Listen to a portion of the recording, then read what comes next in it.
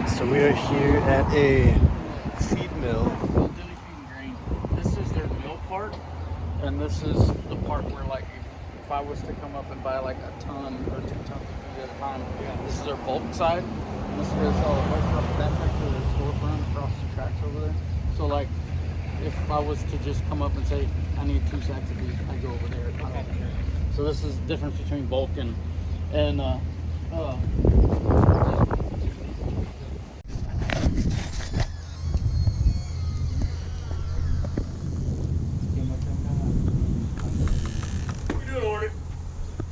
here. We're ready to learn. How the world works.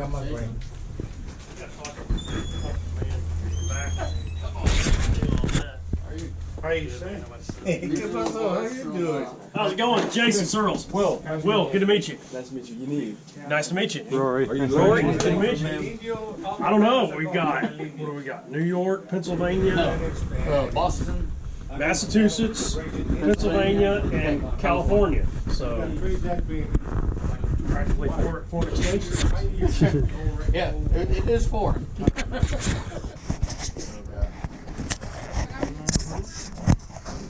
I'm glad you dressed up for the Well, occasion. you're going to drop them off and just leave them with them for a few days, right? The stackers, Oh, man, well, pallet fillers. absolutely. But the problem is, I'm not doing a dang thing today. We will clean some pits. Oh yeah, I Yes. forgot about cleaning pits. Yes.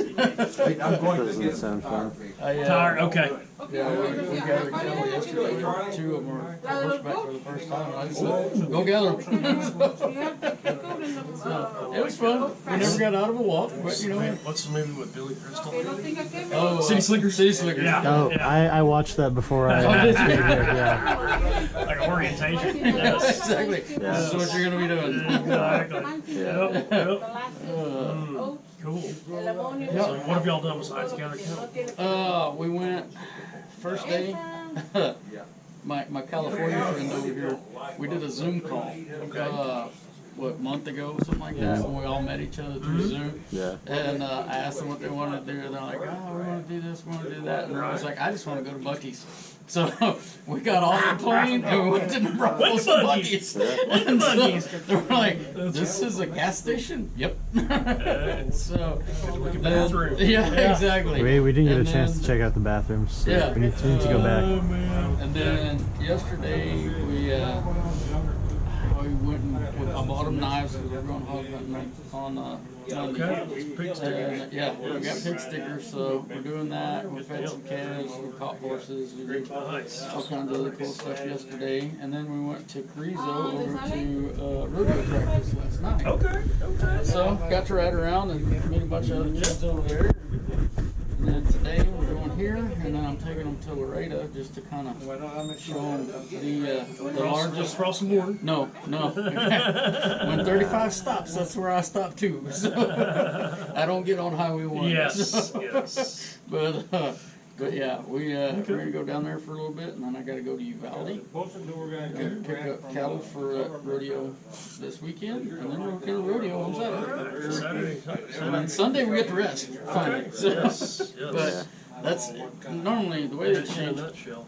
Yeah, the way the exchange works, it's a week-long deal, and most it's through schools. Like Cotulla's got 4 kids that are going different places. Elsewhere. Okay. Yeah. Okay. I've got 1 kid out right now that's in Maine, and then Good time to go to Maine. yeah, it is. But it's damn nice weather It compared is. to here. It is. Although it's very nice. I mean, y'all got it good. Yeah. Y'all got it good. Yeah, no, it's been good. Yeah. I've had 1 kid that already went. He went to Florida. Cool. And then I got 2 kids that are going to like North Carolina.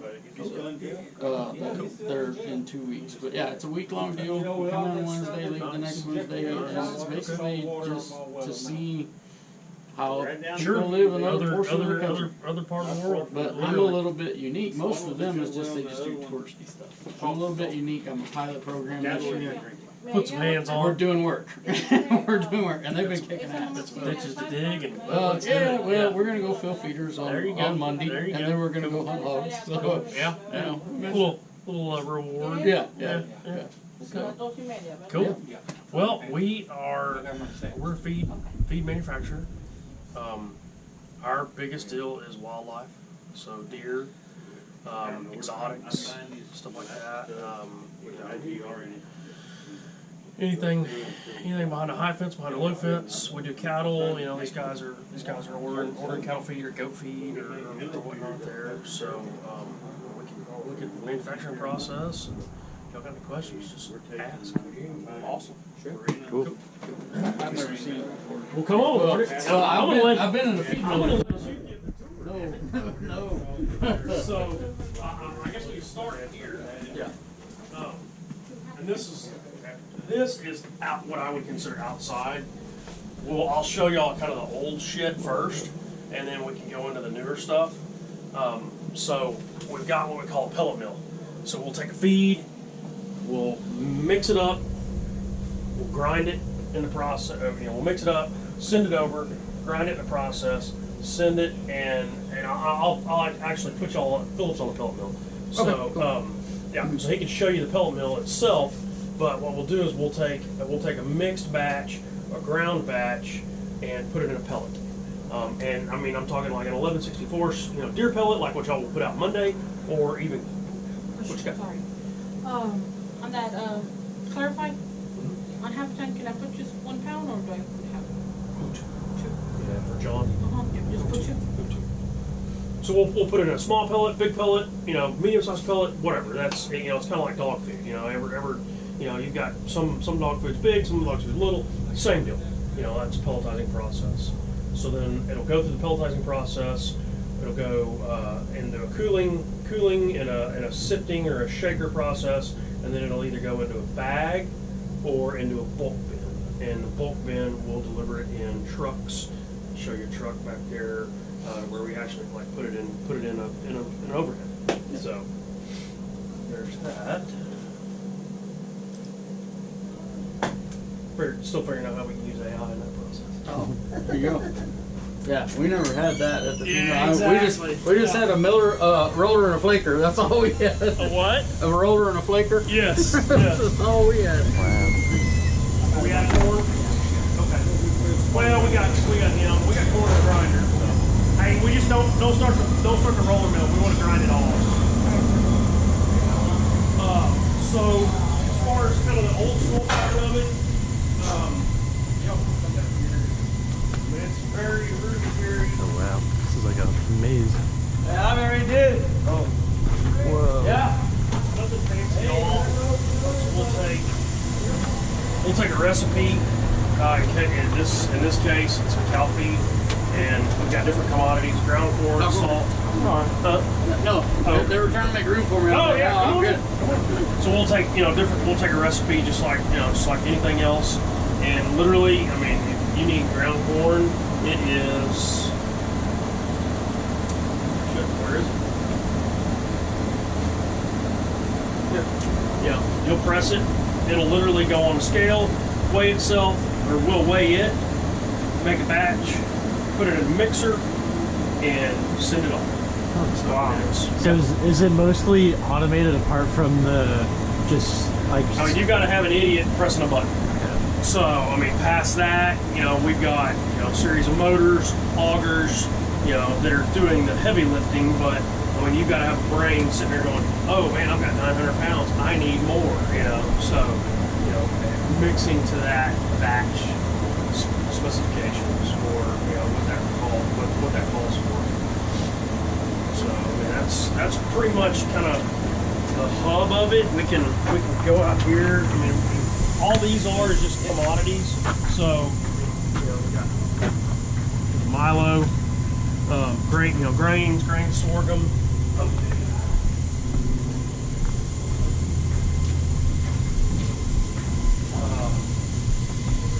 Pretty much grains like Milo, corn, ground corn. We've got alfalfa, salt. Salt is a limiter. So we'll make a cattle ration. And like say, Hornet wants to feed a set of bulls, but he wants to put it all out at one time. He doesn't want to have to put it out in one bag a day or 2 bags a day. We'll put salt in there. Oh yeah, he was telling us about that. We'll put salt in there to limit it. So because you're only going to eat so much, You know, it's like over salting your eggs. You know, you're only gonna take 1 or 2 bites. That's it. So. Do you do anything with acid limiter? With the what? Acid limiter? No, Not really. We'll use some fish meal. Yeah. Like the Briggs Ranch. Yeah. Kind of similar deal. And the bad thing about salt is it's corrosive. Yeah. You know, so if you've got a metal feeder, guess what? Eventually that thing's going to rust out, and it's sooner than later. So we've got some fish meal and some other limiters that've got a little more technology in it. So Acid limiters are mainly in molasses, aren't they? yeah. Molasses is a liquid feed that you put out, and you put an acid limiter in it. So it basically gives them really bad heartburn, so they have to go eat something else to get it done. You guys are That's awesome. It's so simple, but it's so hard. It's like, Yeah. You want to quit eating? Make them sick. Right.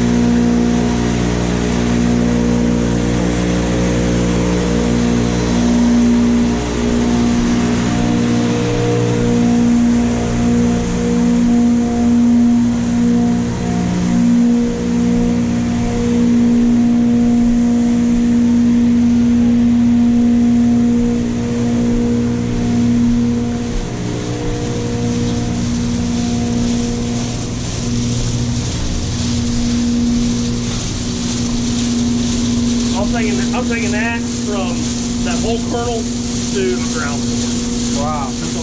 That's all that is, that hammer mill. So you've got a series of literally pieces of metal that just hammer that out.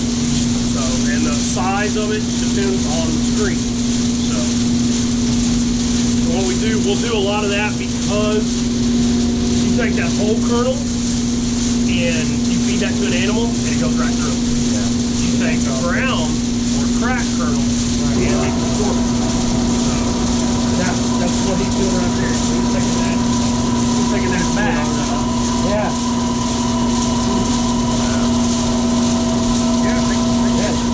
Get in there, go for it. Don't stick your hands in there. Right.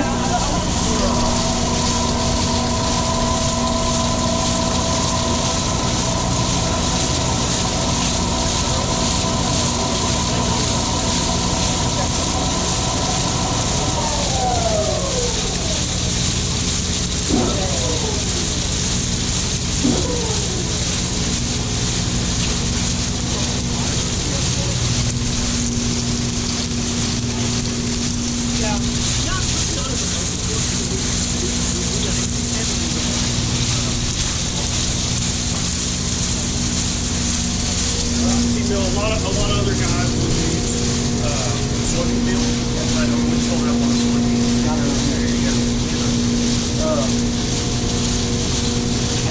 I knew that double down stuff. Yeah, it's got some old in it. Yeah. That's what I thought. Yeah. As well as all Yeah.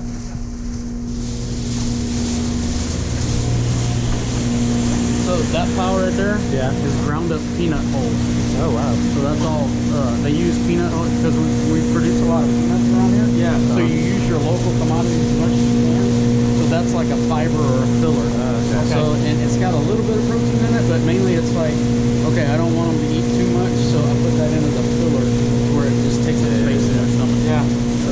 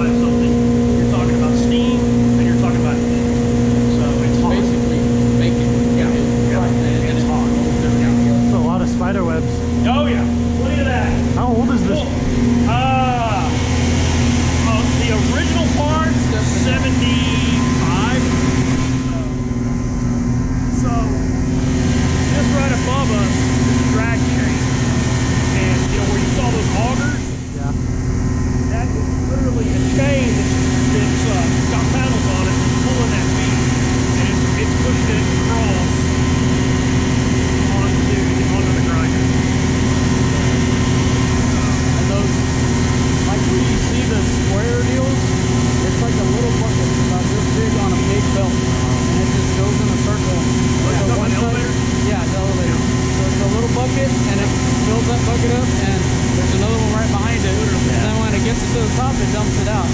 Where you see the circles, it's an auger. It's a roof. Inside there.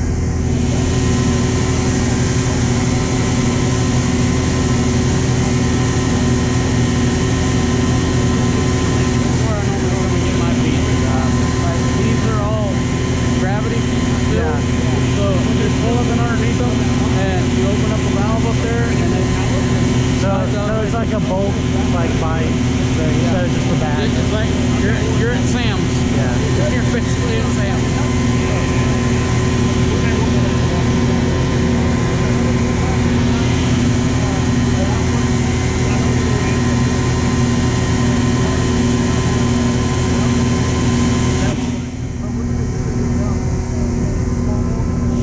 Taking lots of pictures today. Yeah. Oh yeah. At the historical site that I worked on with the medical, it was an old water wheel meat mill. Grist mill. Yeah, yeah. Yep. Very similar to like the process, but it's just like super stale. Yeah, super scaled up. We worked on a construction site that was a grist mill. Oh yeah. A lot of similar, a lot of handling. Yeah. The bucket melt and melt in the elevator. I think you made it.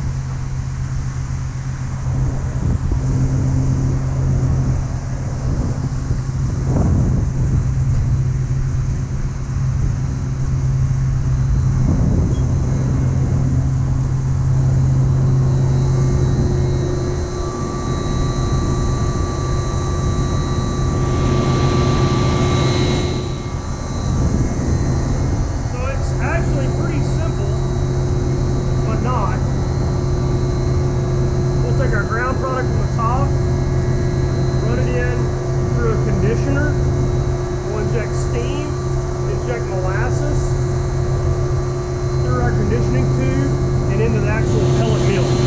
So, depending on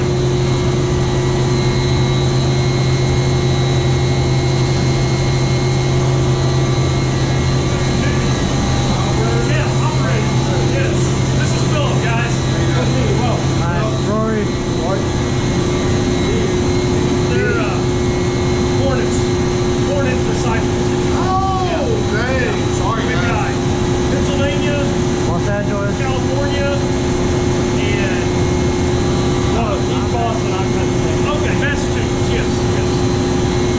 I watched my camera this morning on YouTube. Oh, really? Yeah. Nice.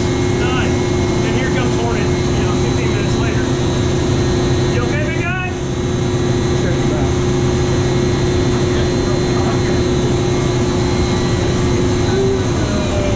It's two things. Are you afraid of heights? Fucking ain't right here.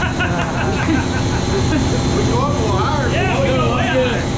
I'm good. It's all. You put me in a plane? You put me in a plane or a helicopter, I'm fine. Really? If you can see you down, that's where you're I'm good. I've had guys that will not walk over this. Well, I'll walk over it as long as I know it's solid, but I'm gonna be like, Sounds something else. So like I said, we've got that ground feed coming in, into the conditioner, injecting molasses, steam, coming in. And you'll see Philippines actually pulling the pellets off the pellets. Oh yeah. So the diameter or the size of the pellets is just Wow. What is that? Double down? Yeah, I think so. Just eat it. Makes you grow horn. You want more? no, I'm good. Come on, eat it. How's it taste? And then, so this is the size Yeah, of the they both diameter do. we're running now. Okay. That's obviously with those pellets. 1164, You're what? 1164. I think so. Something like that. Yep. Thanks, yeah. So They said to eat it.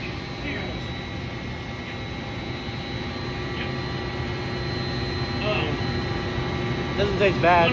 Doesn't taste really good, but doesn't taste really bad. Doesn't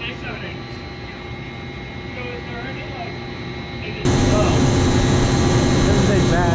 Doesn't taste really good, but doesn't taste really bad. 7 8. So is there any like in process that it breaks up the spot? There's a couple of knives in there that we can set, so that's what these are here. We can ram these in, we can shut them off so short or even longer like that. But every time, you think about it, that's being made, and I'll show you what's underneath us. But it's going to the very ground floor, and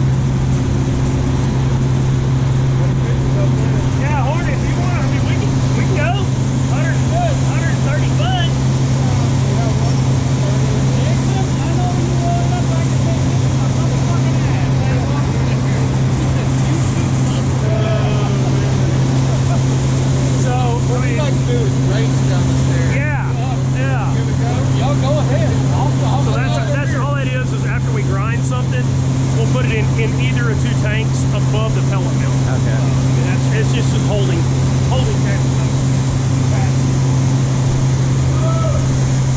That's fun. We'll see you. Thanks, folks. Thank you.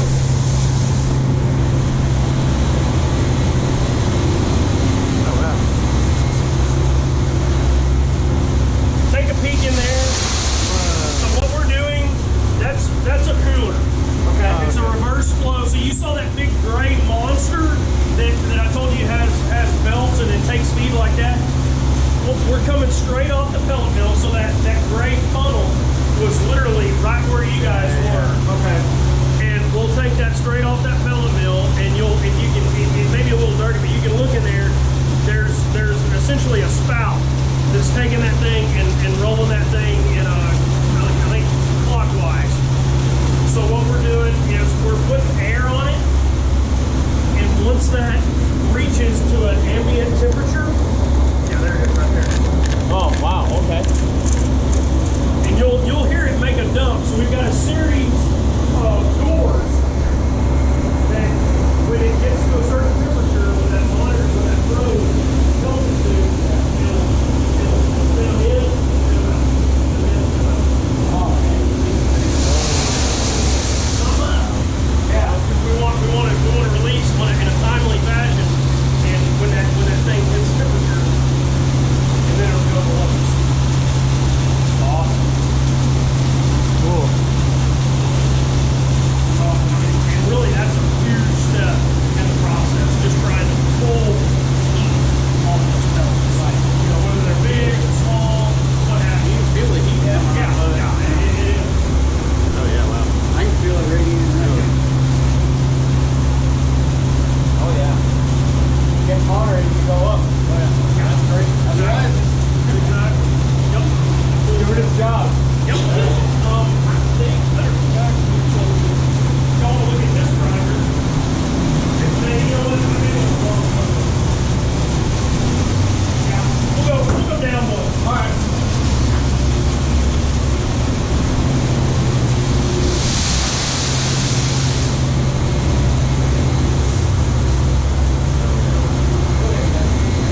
I'll bring up the rear. Okay.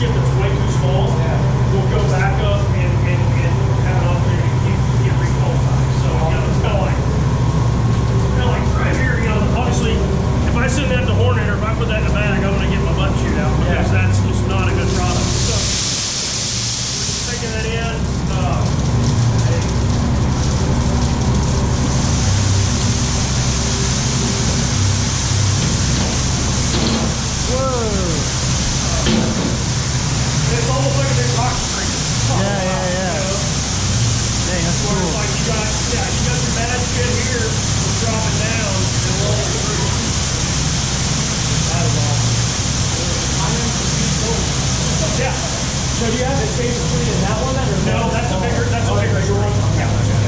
Because typically, once you make it past here, this is all your good product. Yeah. If you make it past here, well, then that goes through in its bad product or it's overrun. Yeah.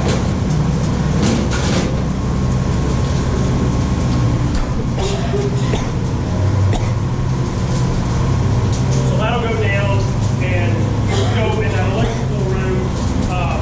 Like I said, the fines will be taken back up, and the good stuff will go to an elevator. Go to the finished elevator. Right. We can step in here and look at this. Look at this grind. So when I was inside, we started the corn. Yeah. We were grinding that corn. This is a little bit.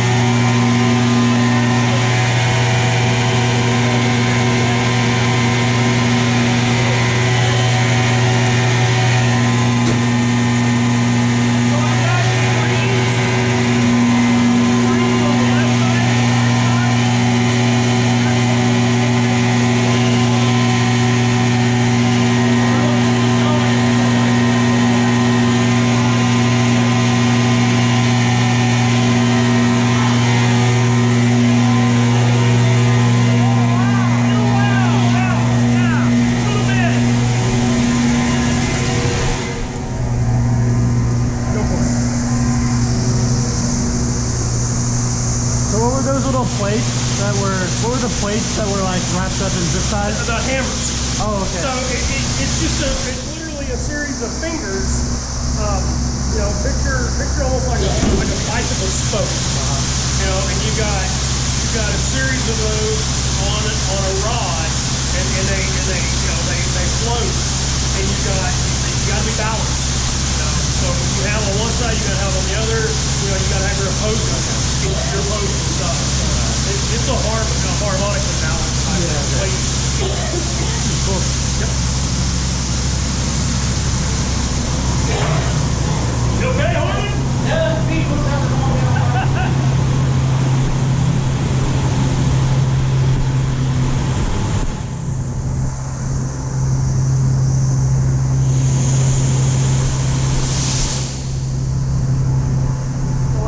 So that finished product is coming down.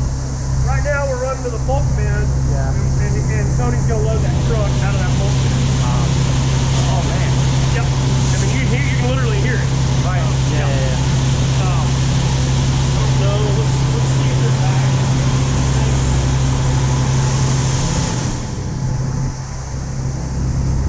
Check that truck. Yeah. That one. Yeah. What's that? Oh, just looking at the truck. Oh, that old Freightliner? Yeah.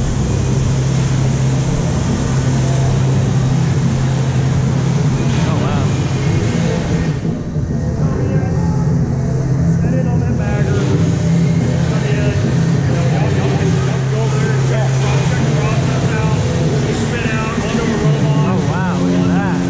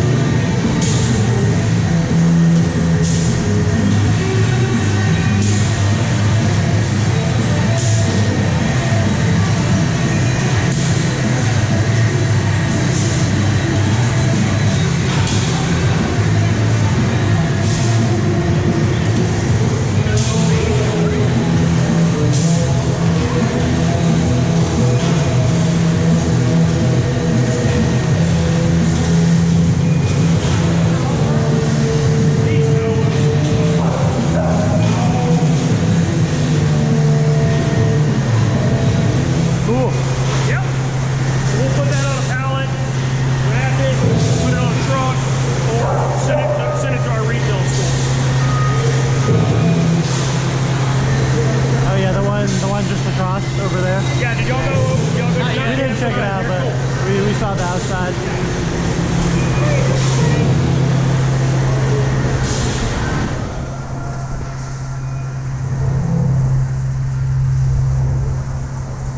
So these big tanks, when a farmer harvests grain, corn, milo, wheat, we'll bring it in, unload it, and then store it.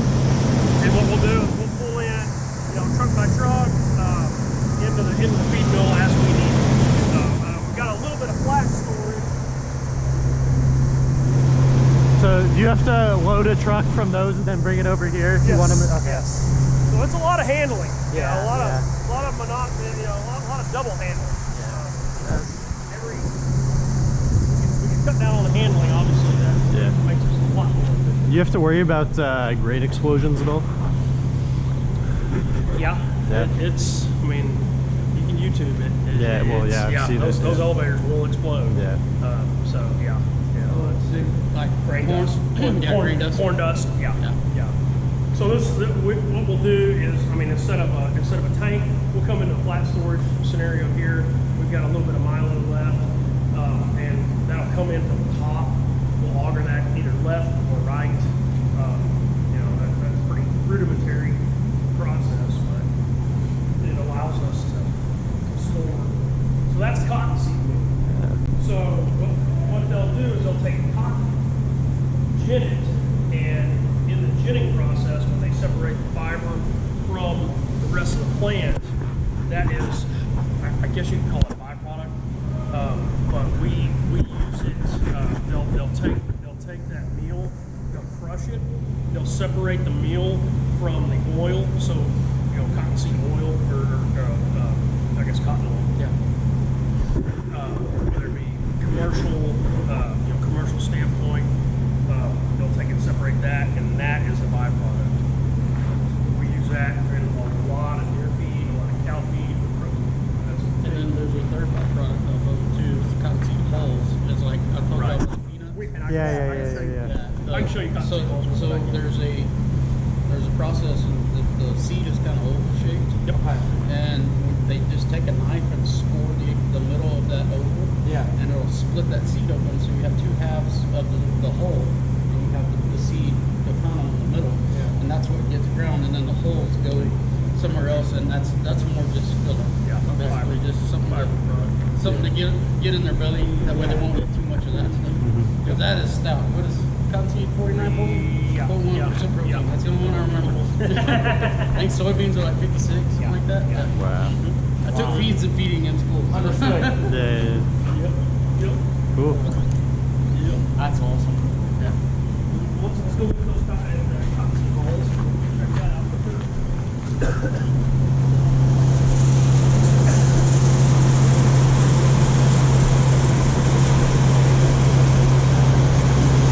So does the feed you buy stuff that he makes here? Sometimes, yeah. Sometimes. Depends on if I come over here and get it. I've been. Well, no, they I've been don't. buying protein from it for several years. I was just wondering, like the stuff we picked up this morning, is that from That's here? milled somewhere else. Okay. Sorry, I'm cheating on you. Jason. Yeah. What's that? I'm cheating on you. On what? Feeding my calves. Oh, yeah. I'm getting it from old Roy Franklin down there.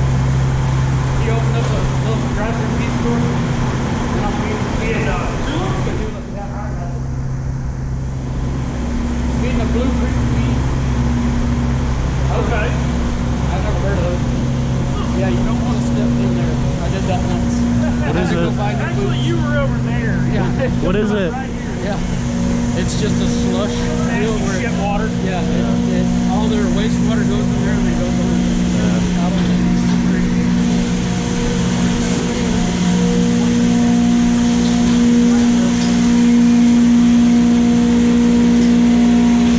So, when Hoyle was talking about texturized meat or textured meat,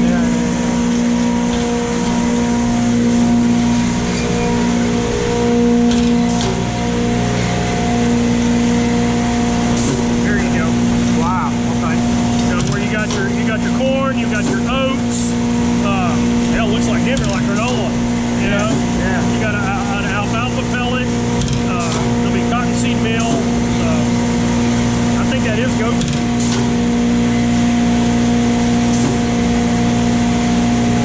Yeah, the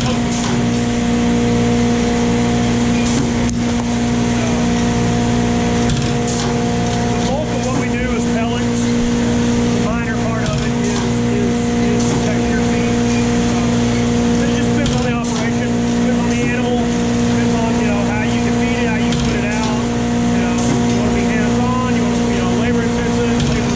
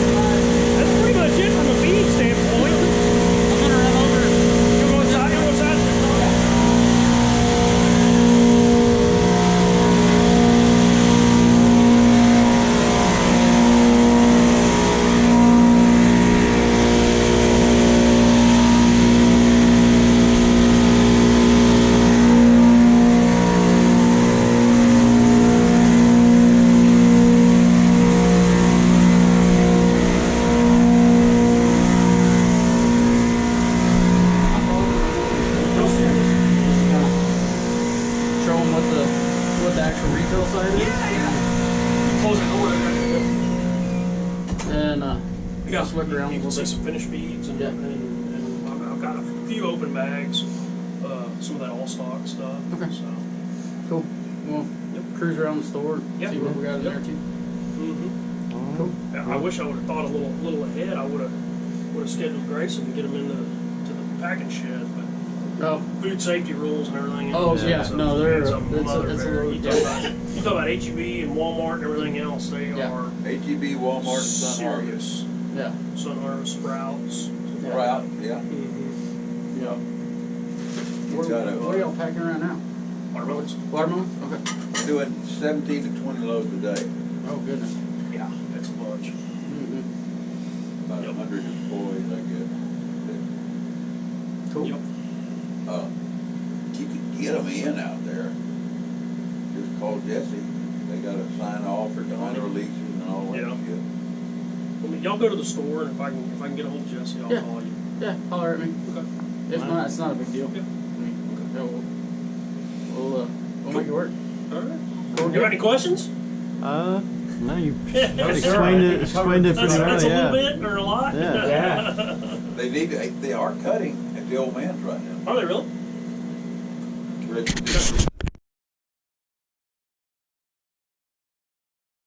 So Jason, our tour guide from the feed mill, invited us to come see his watermelon packing operation at a very obviously old Chevrolet dealership that went out of business. So I've got the GoPro going, and we'll see that.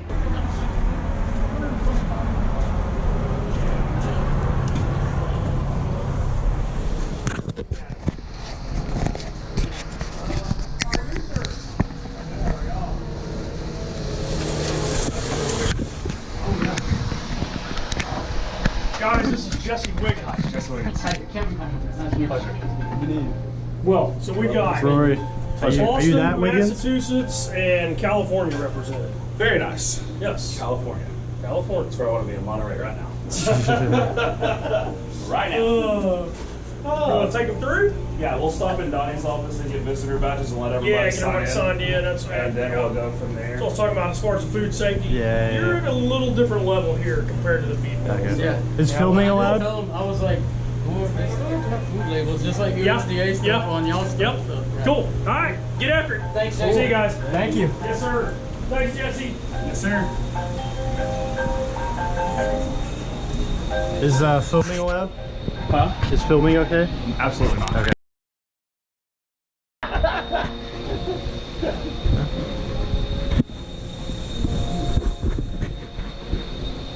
Depends on where it's going. It's It's for a non-profit. it might go on YouTube. Yeah. Alright, if I can get all y'all to sign in right here. Absolutely, I guess. And then, watermelons. Yeah, we lost our mind. Uh-huh. But that's okay. Yeah. Well, I was telling them, I was almost a cantaloupe farmer at one point in my life. I would have broke you a few years back. Yeah, well, I was gonna run the farm for a guy, so, yeah. Yeah, that deal went south for a year for a little bit. Yeah. But part of it.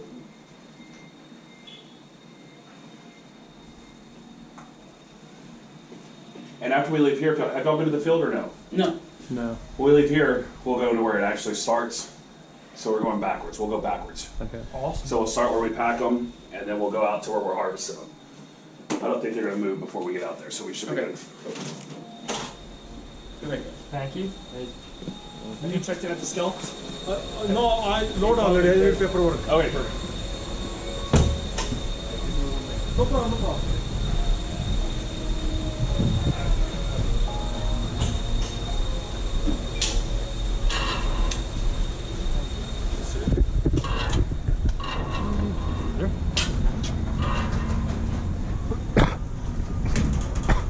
Usually all this shit's not here. It came in this morning, so we haven't got it all put away yet. Fair enough.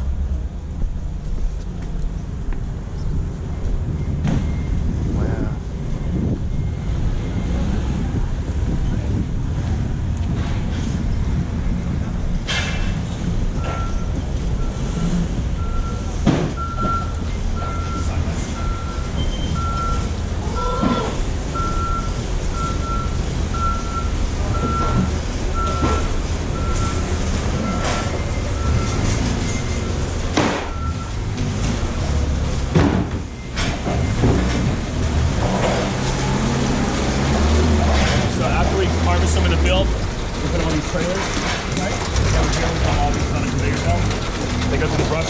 see how they shine up a little bit, and then we pack them in their size.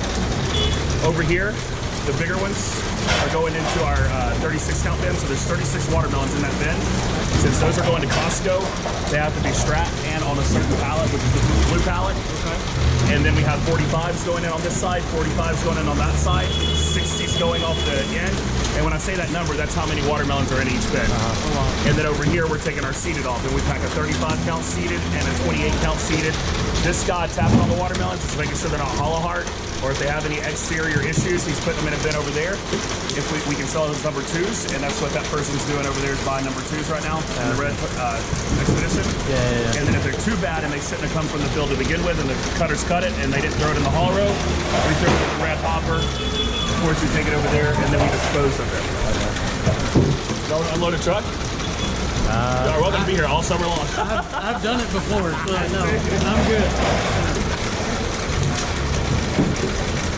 It's really not that bad here in the mornings. It's the evenings when, or 1 o'clock when the sun's right above us, it gets rough. Yeah. But as it starts to set, the apartment's shaded. Yeah. I have the cloth, it just, we hadn't had time to put it up. Yeah. We were still putting the roof on this part. Yeah. When we started harvest, and I was packing watermelons here, loading underneath the opposite end of where they were putting the roof up. Because we bought it in November. I had all my stuff done in January with the networking and the cameras and stuff, and then this guy took a little longer. Yeah, I was like, I didn't even know y'all were doing this here. This is actually kind of cool. I like it because unless you pull in and know what we're doing, you can't see it happening. Nah. Unless you live over here, or if you can see it from there. Right. So we're kind of tucked away, but this was their, so we bought the dealership.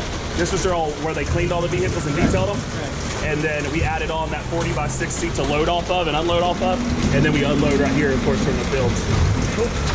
And then, of course, they go into our, what used to be the mechanic shop is now where we store the watermelons before they go on the trucks out from here to Boston, Massachusetts, Maryland, and then go as far west as California and up into Canada. Pretty cool. We do about 1,000 to 1,500 loads a year. Wow.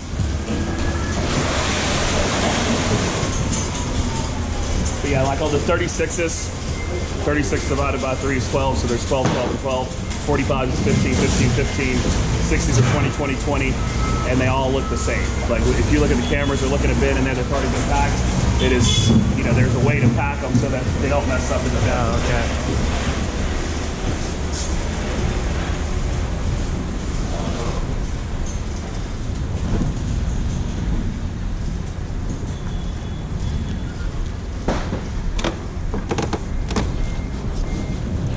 That's a 45. Oh, well. Yeah. A lot of people sit there and just throw 45 in a bin, but there's a way that I have a graph on how to pack freaking watermelons. We're a little picky.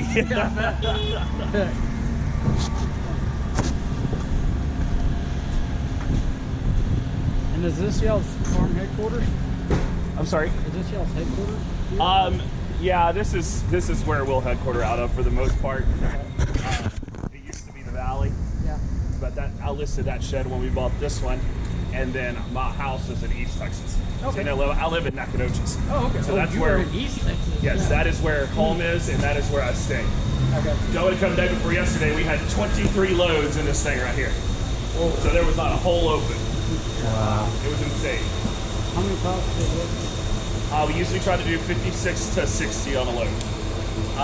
If they're super heavy, we can only do 54. But each of these rows that come out to the end, like there's 2 loads of one's a 36 and one's a 45. So about right there is where a full load will fit in a single stretch. And then we had them on both sides split up kind of like the 60 is right here. That's up. They won't hit you but once. Yeah, that's it. And it doesn't hurt that bad, believe me. It's happened.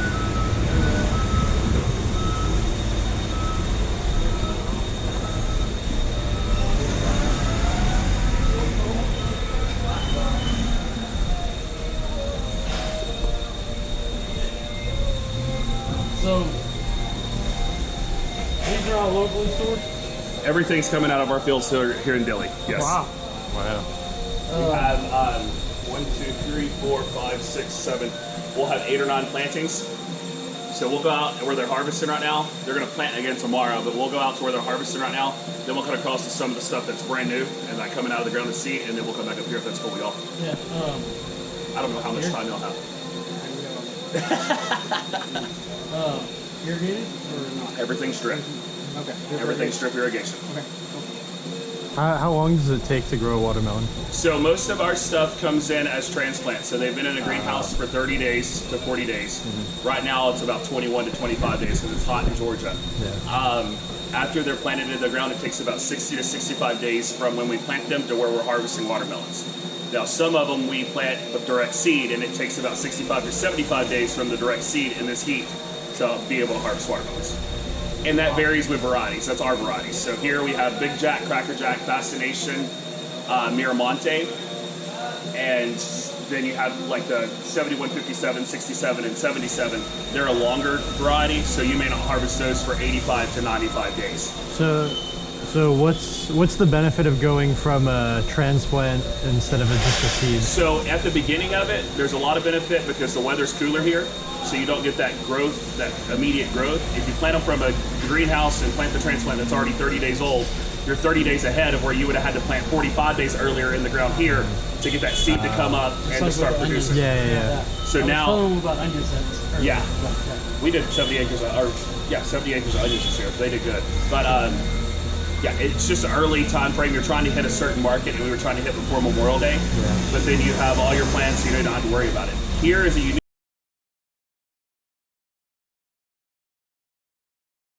Get some more watermelons out of them. And so I don't know how much they're turning up. It's not going to look as good as the other one did. Let's just put it that way. We were cutting, this cut over there was like 25 to 30,000 pounds to the acre. Okay. This one over here, they're only going to get 8 of those trailer loads, probably across this 30 acres. Oh, wow. Because we're just coming in for a little bit of a cleanup to grow them back. Okay. So it won't be as exciting as I wanted y'all to see, but That's all right. You'll see the process. So when you harvest them, you can just leave the plant and then it'll make a new one? Okay. So most of the time, when you set your first crop, it's going to be right on the crown where the watermelons start growing. They'll set their first ones. The next cut will be in the tractor furs, and your next cut will be in the windbreak. And then after that third cut, you should start seeing your fourth and fifth cut, and they'll be about this size. And then they'll grow, and once they get to a certain point, they gain about a pound a day, a pound to 2 pounds a day. Wow. So it goes fast when it's going. Right. When we cut, the cutters go through, and there's 2 cutters to each row, basically. They cut them and put them on the center of the plastic, and then the pickup crew comes up behind them after they get ahead, and they walk in. It's one per row, and they throw them to each other until they get in the trailer. Okay. Wow. Watermelons is still very labor intensive. There's not really a machine that can do it yet and know the rightness and all that. Yeah. And if they did come up with one, it would be too expensive unless watermelon prices go up. Exactly. Yeah. Well, that'll probably happen, whenever they find that machine. Yeah. Or you hope it does. You don't know for sure, but you hope it does. That's true. That's very true.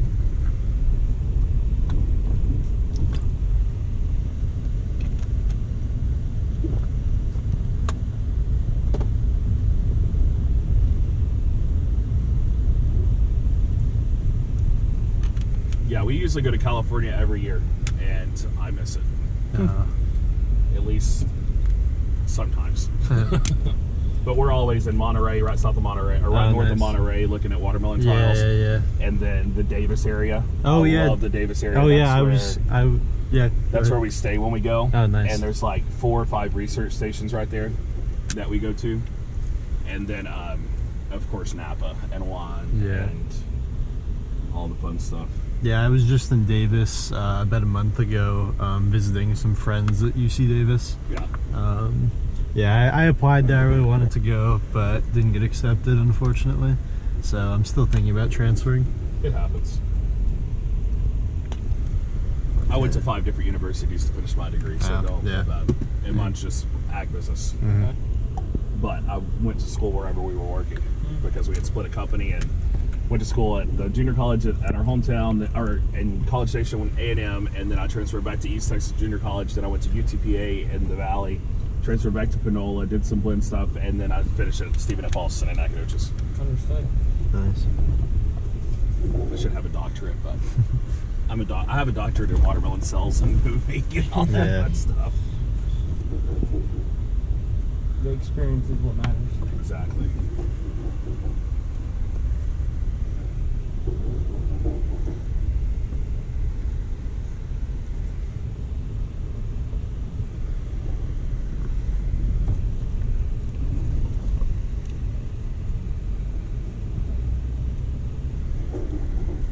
never really thought about agriculture having a big business down here.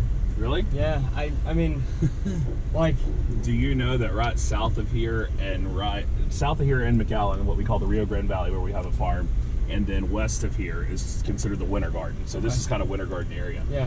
There are 48 different vegetables and fruits grown in the state of Texas that pretty much supply the whole Northeast, because the Northeast cannot afford, and what we cross from Mexico, the Right. Northeast can't afford all the time the product that comes out of California to go that far. Okay. So Yeah. Texas grows it and sends it to the Northeast, Yeah. and we buy all our fresh stuff from Texas. Eats almost 80% of the watermelons grown in it. Oh, wow. But same way with other fruits and vegetables that are fresh. So it's one of those things that, yeah, there's a lot grown here. This place doesn't get as cold as sometimes in the valley, but it does get cold, but you can grow cold weather crops here. Right.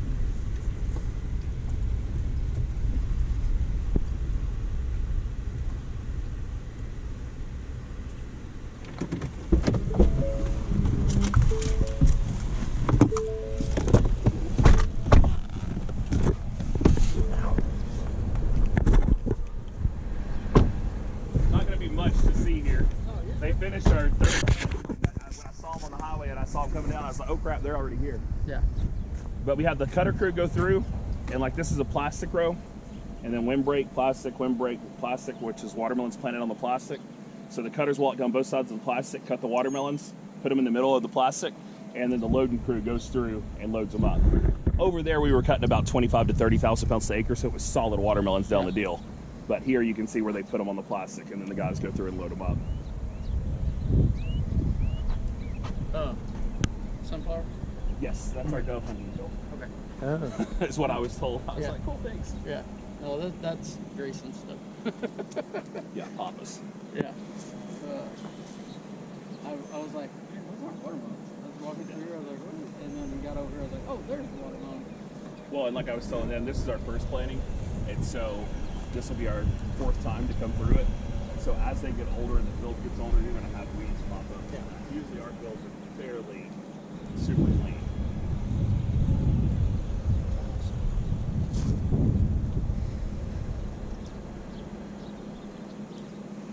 Crazy. Yep.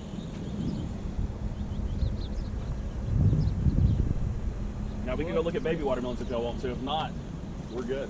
It's up to y'all. Whatever. We're not doing anything else. Yeah. We can go. Awesome. What's your, just right quick, what's your usual, like, loss rate? Do you have? What do you mean loss rate?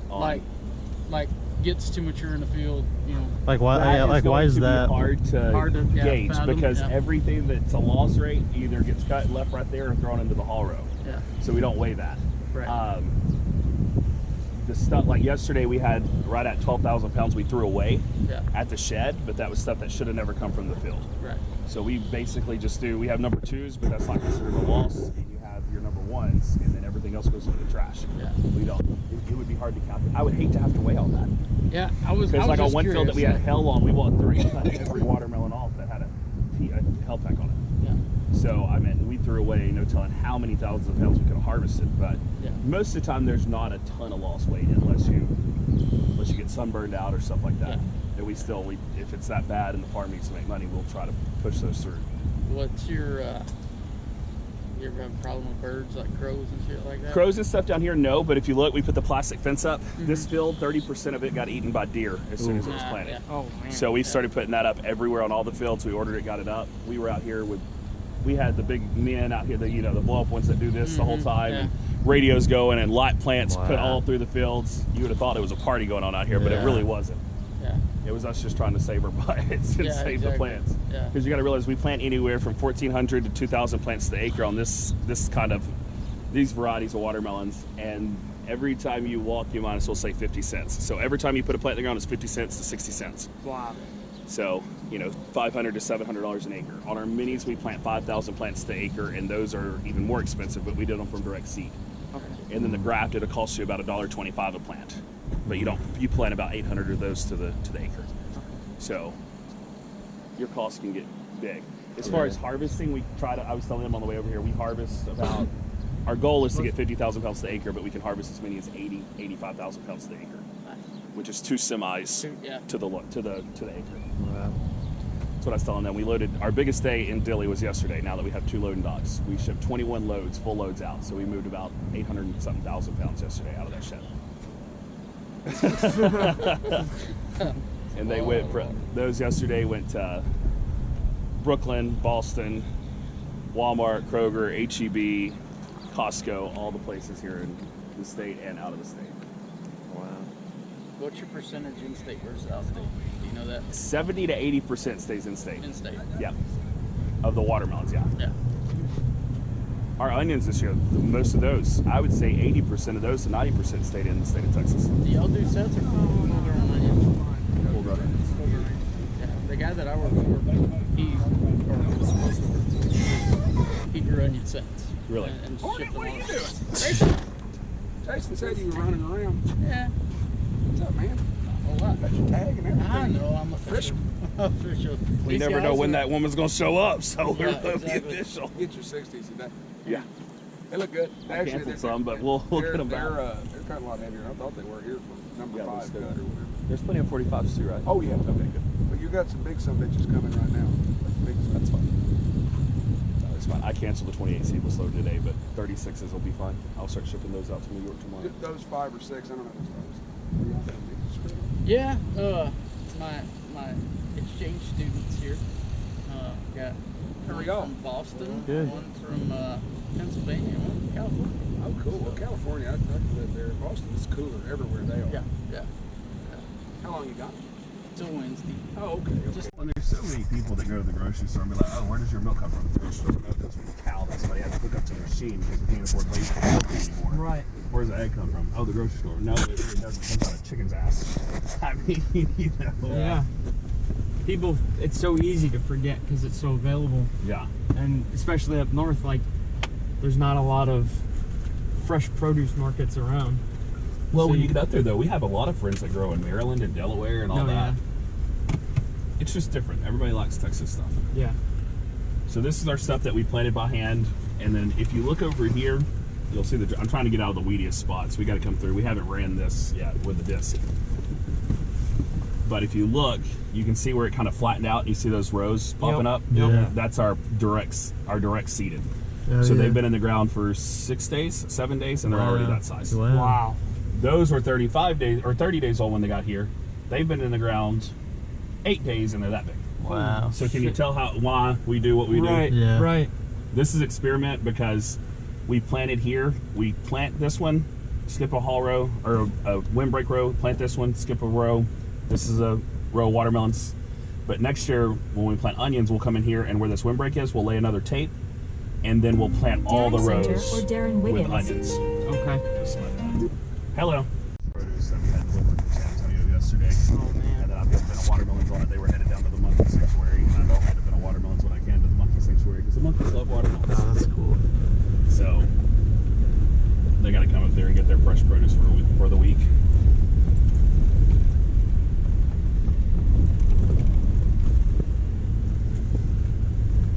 How many guys are typically employed through that like H2H program? A lot. A lot. Like hundreds? Thousands and Oh, thousands wow. and thousands. You have to realize everything you eat that's fresh grown has H2A employees on it. Wow. And it is expensive for us. It costs us double the amount to have them here, and we have to pass all this stuff to be able to have them here. Yeah. And with Trump in office, everybody had to go to H2A because of the ICE raids and all that. Mm. So that was us covering our own butts. And I'm not a political person. I have my opinions, but I'm not a party supporter by no means. Just so y'all know. Yeah. I'm going to vote the one that doesn't touch my money and doesn't make me pay as many taxes. And I don't care what you do in your personal life, you know, like. Yeah.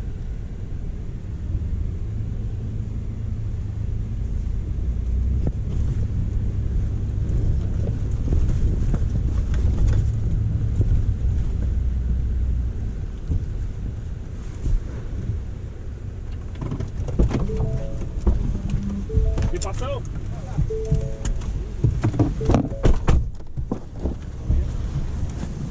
¿Por qué no trabajas? Lunch, Rita?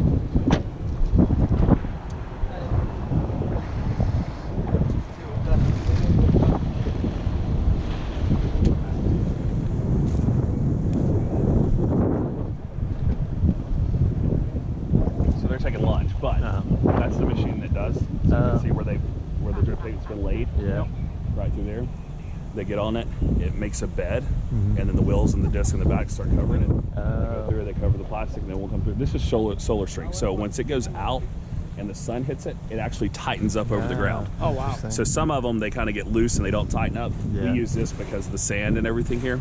When it gets in the ground and gets set, like the sun right now, it's already tightening up. You see that none of that's vibrating or anything. Yeah. Some of that other, you'd already see it start vibrating and stuff like that. So 2 rows at a time. Is there seeds under that? Or No. So we'll come through with our planter and we'll poke holes in it. Oh, and then we come through and plant the plants in the hole. That's cool. Or we'll go through and poke holes in it and we'll put the seed in the ground. Yeah. So you have to do the seeds by hand. There's no. The seed. Well, the stuff over there was planted with the onion planter that we just came from, and we're experimenting with that. But the onion planter won't work on plastic. It has to be bare dirt. Okay. The planter that we're looking at, they cost about $50,000-$60,000 a piece, and we can plant seed or plants with those, and we can take different things. And it has a computer on it that'll spread it out for our spacing. Oh. So like here, we're planting watermelons anywhere from 27 to 34 inches. Yeah. Our minis are planted every 14 inches. So that one we just made them poles, made a PVC pipe deal where they walked through and poked the hole, and then they came back through and planted the seed in the hole. Wow. Our other watermelon field is right over there. Nice. And that's our 1, 2, 3, 4. A lot of watermelons. Yeah. 6 is planted. This will be number 7. So how big is this one? This is going to be 65 acres. Okay. 70 acres right here. Wow. Nice. 150 loads of watermelons. Put it in perspective. Semi loads? Yeah. Wow. That's a lot. It's insane. Cool. Awesome. Yes, sir. Well, y'all come up to the shed and we will load y'all up some so y'all can have some. Awesome. And you can eat some.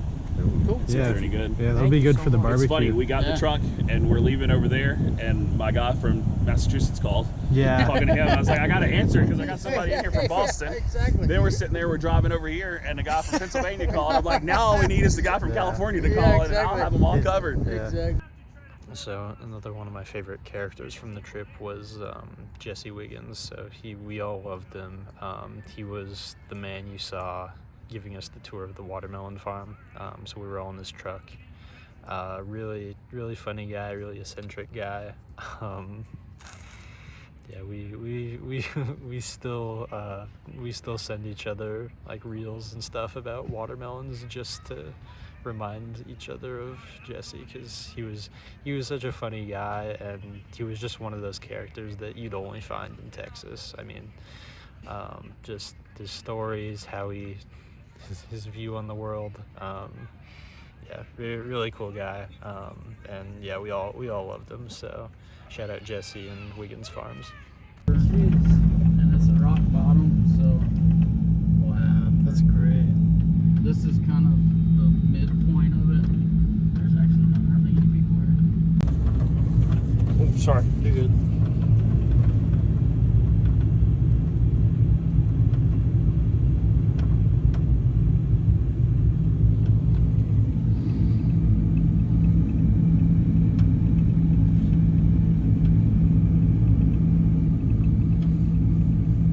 Wow, loads of people. Oh wow, it's like really, dang, it's awesome. Next time y'all come down, because will be a next time probably.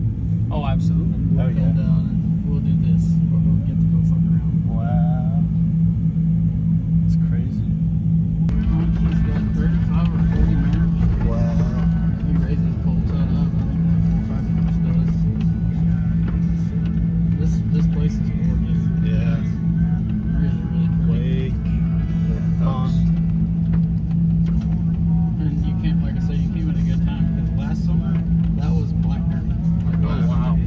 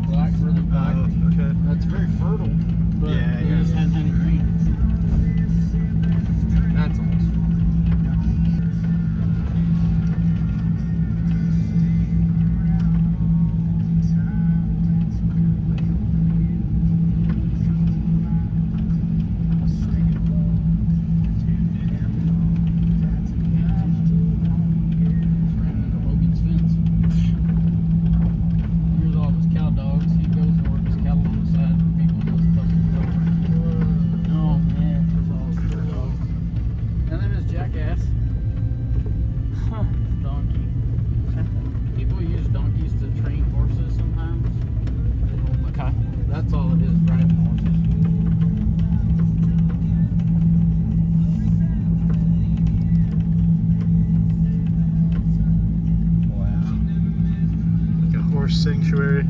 Yeah, pretty much. I don't know, they gotta earn their keep here.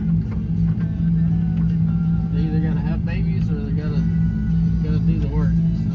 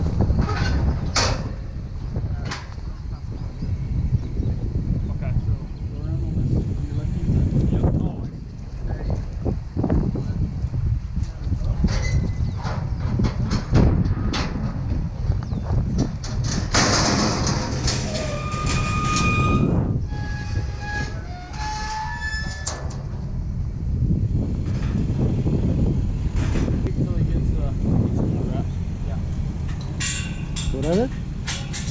What are they? They're called horn wraps. See those black and white things laying on the ground right there? They actually go around their horns and under their neck, and they protect their head and ears from when the rope goes around the horn, so it doesn't burn them. Yeah. Cool. Because you'll get them. It's mainly to where the steers last longer. Because if you start burning them, then they'll get to where they start running with their head cocked sideways and trying to run.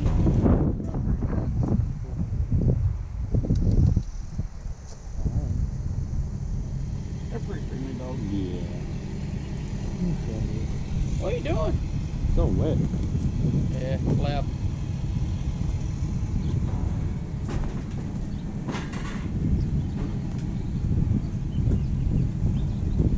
So when we open this gate, we'll open it to the inside, and then swing this one around to where it goes on the inside too. And I'll keep backing up. I'm gonna back up right up to that point right there.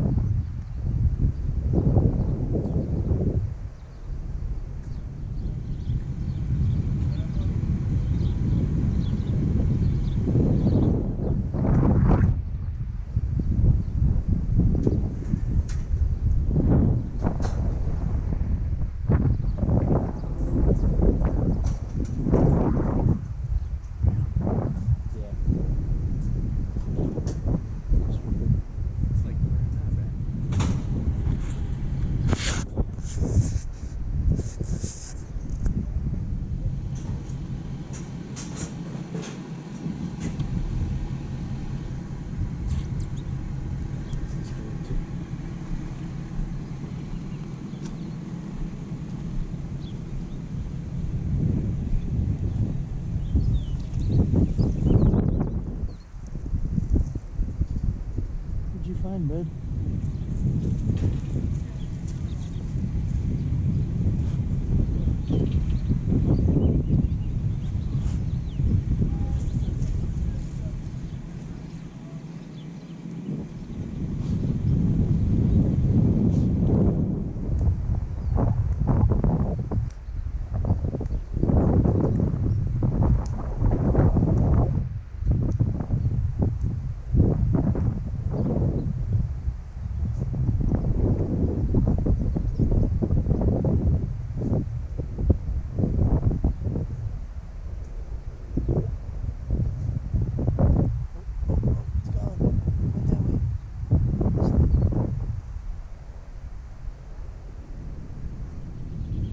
Missed it, bud. It's over there.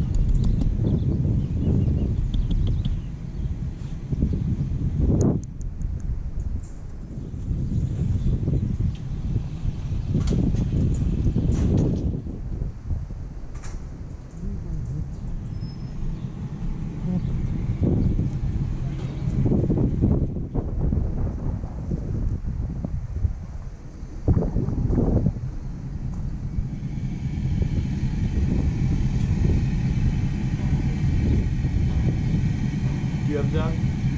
No, I've got a cat. My grandma has a dog.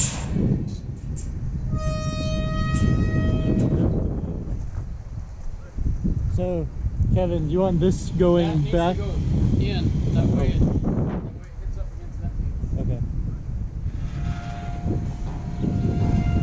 We're going to move back.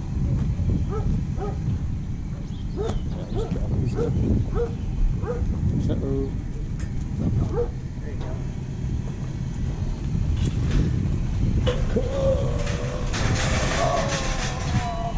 Oh, I just stepped in the parachute.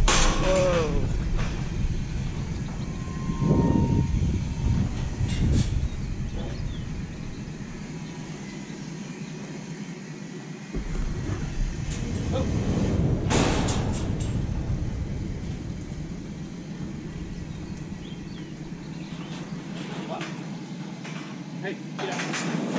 Get out, no. Okay, get on that. Yeah, get on this side of the gate.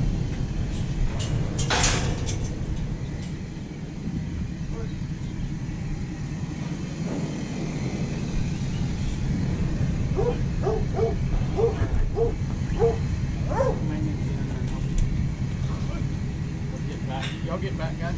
Okay.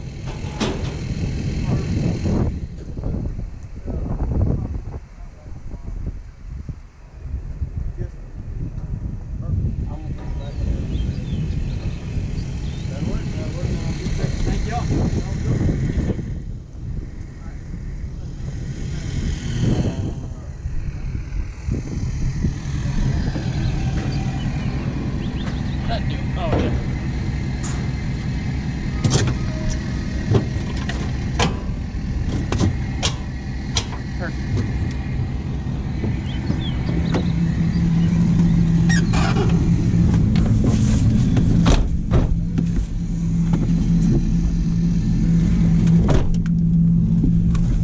I got about 60 miles back to Carrizo Springs. Fair enough.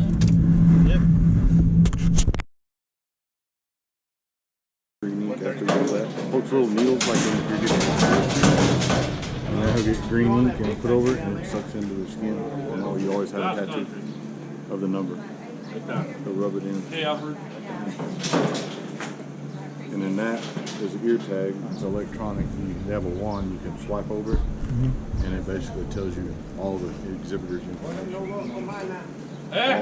the animals that are going to make shows all have it in the state of Texas. At some major shows, they're worried about imposter battle. Go and win, will actually send off or compare that sample, that DNA sample, to the green cap to make sure that it's actually the same cap.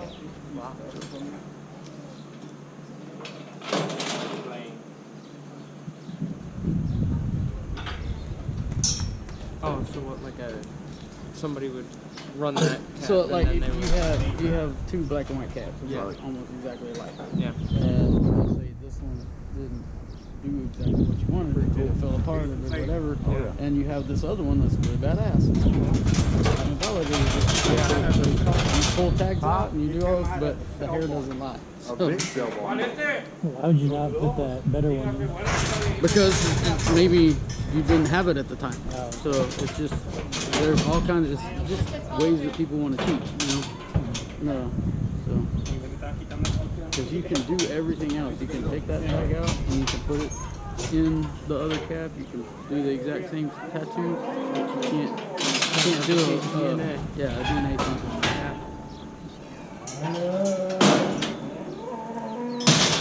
A lot more, well, I guess, are they just vocal because they're more like... Yeah, they just want to get with their buddies. Yeah, like yeah. all of them are together all the time. So. Yeah. You just haven't heard the cabs doing that much? No, because they're all together usually.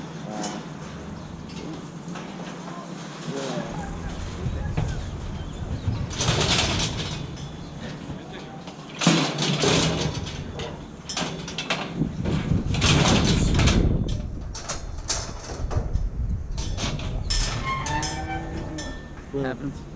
Just grab some water. Yeah. Oh, it is. grab some water. Does it smell like grass and water? Man. Okay, so all I'm gonna do is take these numbers and put them on the Mix it while it.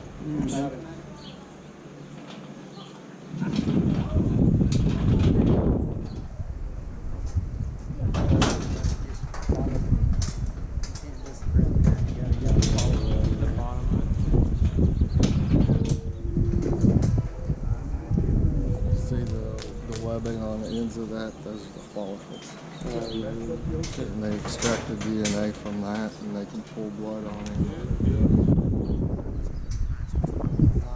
Or pull another piece of hair or do something, anything on him that carries the DNA.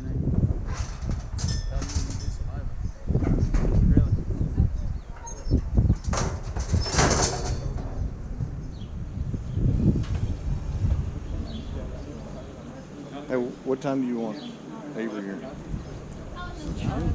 Helping the girls if they need help. Checking in, all that kind of stuff.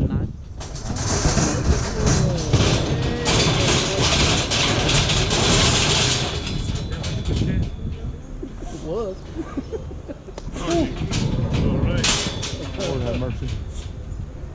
We found a hole, didn't we? Are they supposed to come out? No. No? Well, no, those little things are supposed to come out, but they weren't supposed to come out at that particular moment. So, yeah, those fold down to where, like, if you're gonna brand something, you can brand them or give a shot or do whatever. But yeah. And then that on the bottom folds down too. So, like, if you have little calves like mine, you need to castrate them. Are you still gonna load something on the trailer or no? I put the division. Are y'all Me? gonna, yeah. No, I got rope and steers for the rodeo tomorrow. Trailer, that way whack can back up right Okay. there. Yeah, that's on the ranch. Scottish Terrier. He's got a YouTube channel. I love his work. He dabbles in cattle, but he's mainly he'll make horseshoes. But he Look up. There's a Scottish guy that does strictly cattle. okay. It's called Wolf GT. Oh, Hook GP? GP. Yeah, I've seen him too. Yeah, This is very interesting. yeah. He does some gnarly repair and Right. yeah, Are you talking about the guys that like shave down the hoof and stuff? yeah, So that fixed, yeah. yeah. Fixes a lot of problems.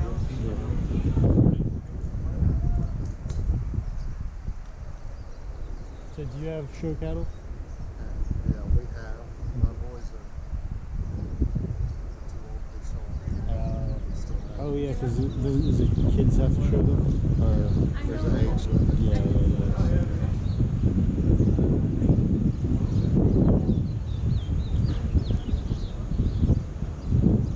Yeah, well, estamos bien.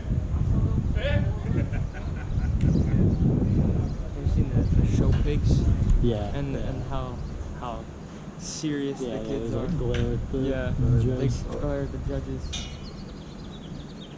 Is that similar to this or is it? Yeah, Okay. it is. Okay. It's all the showmanship and Yeah. quality. And Yeah. tell the kids that's put in the work.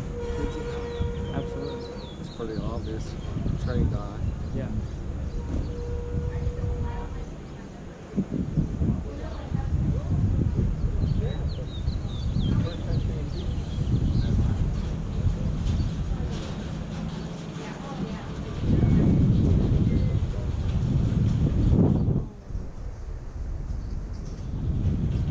So is the main difference between like regular cattle and show cattle like the breed and then how you feed them?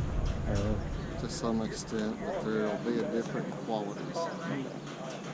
The genetics is, there's a broad array of genetics out there from what they call commercial or just run-of-the-mill ranch cattle to, and it just steps up and to show cattle quality. price just goes up as you get better, I guess.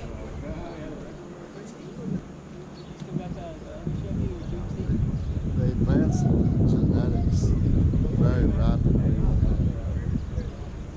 they started the AI techniques, artificial insemination. That was almost 50 years ago. Since then,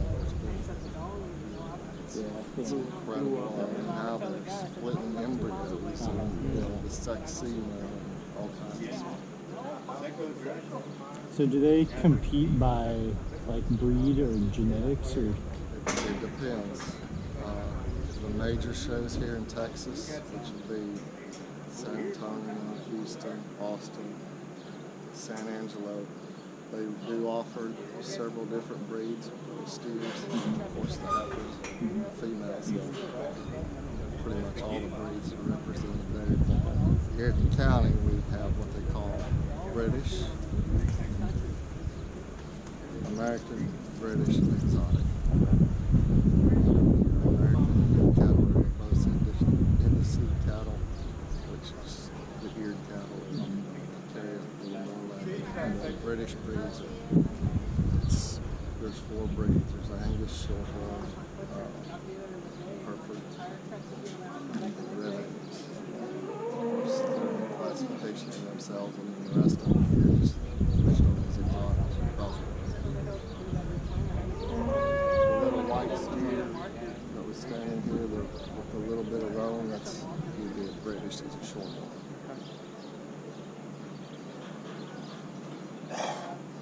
If they are artificially inseminated, does that have to be like marked? Does that have to be like put down? Not necessarily. If you're going to retain it as a breeding animal, yeah, usually the associations that you register with AI or embryo.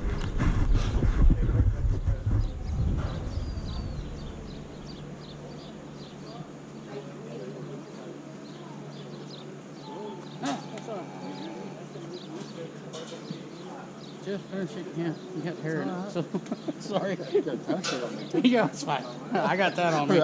So do you have to validate the steers as well? Well, these are steers. Well, I mean the ones we got. Oh no. No. I feel like that would get a bit chaotic. We are definitely not showing them. They got their validation when When- they carry the IDs. Yeah. Yeah. Yeah.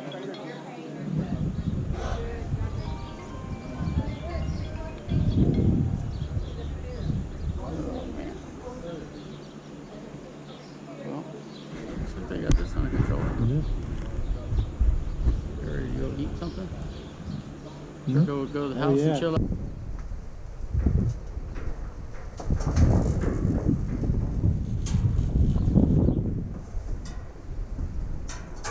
And these are 2 ranch steers. Uh-huh. They're from the ranch, out of the cows. Oh, okay. Wild cows or whatever. Wow. Yeah. Can I touch it? Or? You probably can touch the big one. But just be careful with your hand right there. Yeah. Estos son de las vacas, creo. Estos dos de atrás. Oh, sí?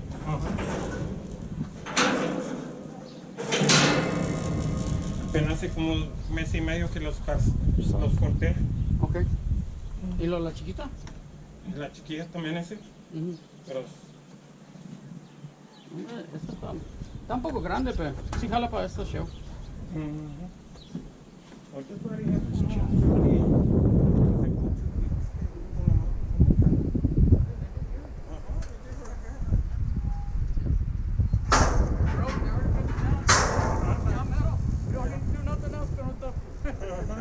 Bueno, ya me voy para Cotulla. Ahí termino con esto. Nice meeting you. See you.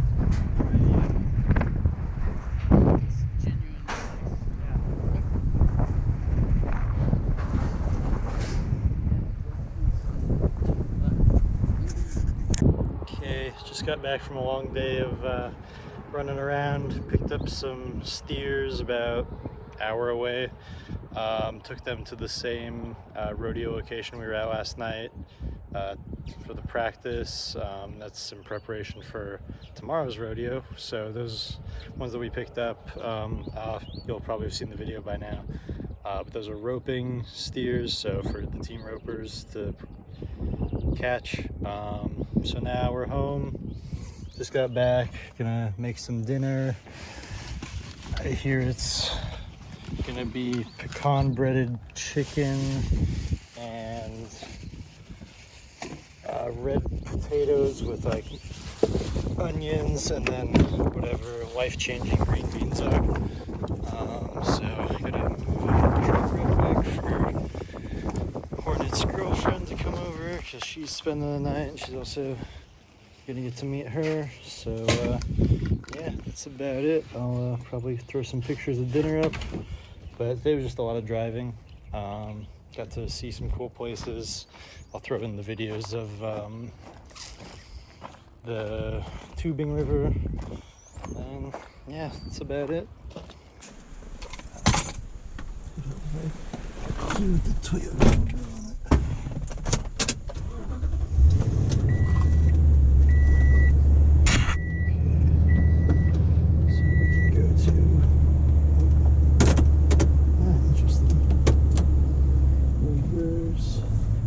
Make sure there's no horses behind us.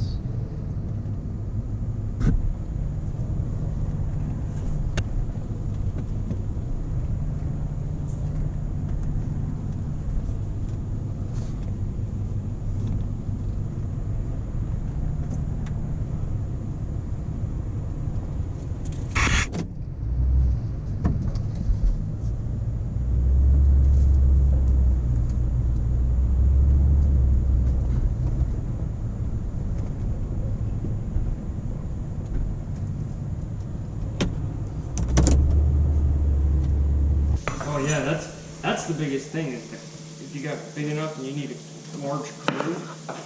You have to pay docking fees, fuel fees.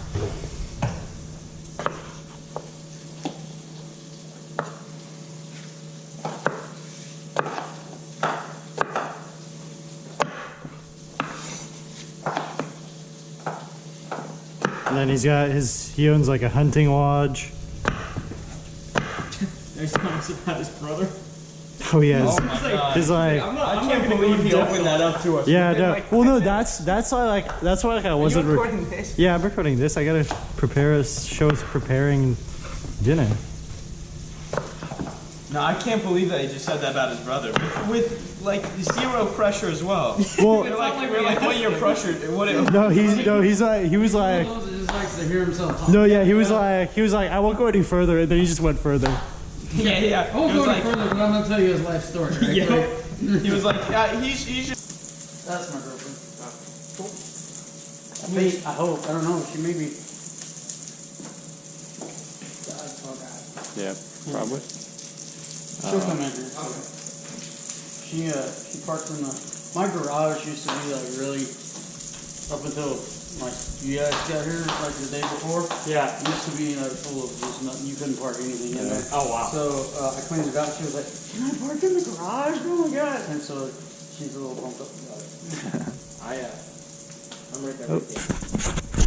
Hi. What you doing, baby girl? Yes, we did. Yeah, we did. I wasn't begging y'all. I can tell y'all came running. Hi, Rebecca, nice to meet you. Hi. Hi, Rory, nice to meet are you okay you. with being on camera? Should I turn it off? No, hi, how are you? nice to meet you. How are you? Hey, baby girl, I'll give you a hug here in a minute. That's fine. I gotta put stuff in the fridge.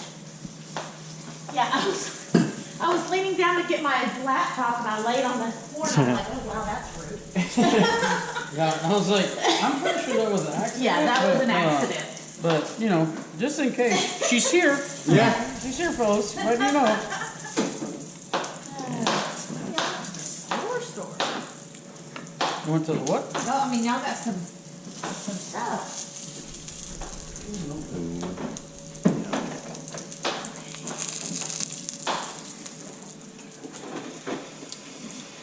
So y'all have fun? Yeah, it's been awesome. Awesome. Call my parents tomorrow and tell them I'm not coming home. Just gonna stay here, huh? Well, you have to call your mom tomorrow. What's that? Oh yeah. Yes. Yes. Oh my goodness. What? Yeah. Hornet, you're a savior. It's his mom's birthday tomorrow. Her 50th. Oh! Her 50th birthday. Big 5-0. Oh, that's a big one. Yeah. Birthday to your mom. Thank you. Well, I gotta remember to. I'm gonna put We an alarm on my phone. should all say happy birthday too. Yeah. It's gonna happen tomorrow, Rory. What? You're gonna wake up. Yeah, I'm telling you, bro. You've been wanting to wake up with him right next to the window? I'm afraid of it. I told them first night, I was like, I'm gonna wake up and there's gonna be a horse standing right outside my window Did you staring show at him me. the video of the heifer? No, I didn't. You gotta I'll show it to him. that. I woke up one morning and that black heifer Yeah. was looking in the window right there, right at the front Oh door. wow, And then I that opened the door and I was like, well, hello. And that concrete is really slick. And she went, boom, and fell down. I laughed so hard. that's awesome. Oh, that's No, funny. that's the picture. But yeah, Yeah, it's gonna happen one of these days. Yep. they're gonna be looking at you, watching you sleep. Yep. Yeah.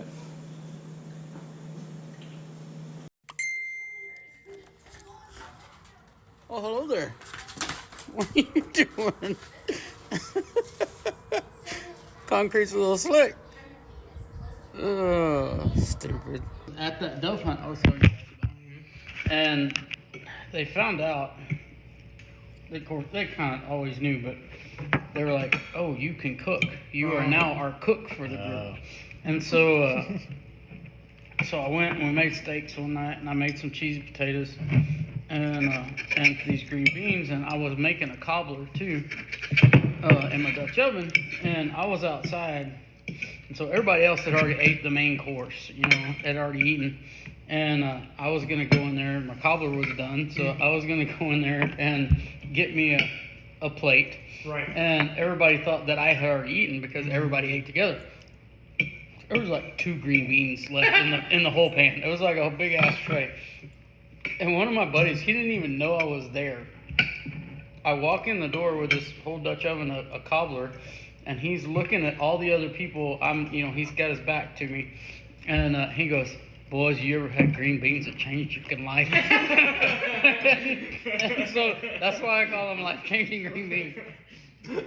James Berry told me that, or told them that. That's amazing. That's fantastic.